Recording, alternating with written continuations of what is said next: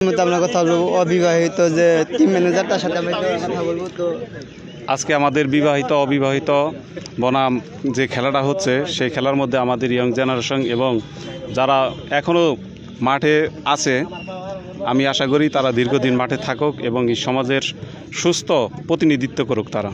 এটাই আমার দোয়া আশীর্বাদ রইল সবার প্রতি। তো আপনার টিমের জন্য অবিবাহিত টিমের জন্য কী প্রত্যাশা করেন আপনি? আমি আশা রাখি যে আমার অবিবাহিত টিম অবশ্যই অনেক ভালো করবে, আমরা জয়ী হব। তো আমরা একটু মাদকের কথা যদি বলি তাহলে এই মাদক থেকে কীভাবে আমরা যারা ইয়াং জেনারেশনে যারা আছে তারা কীভাবে বেরোবে, একটু এই বিষয়ে কিছু বলতে?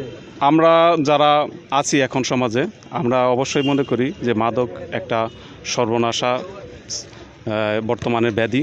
এই ব্যাধি থেকে এই মাঠ সংস্কৃতি আমাদের দূরে রাখবে, এই জন্য আমাদের এই খেলার আয়োজন।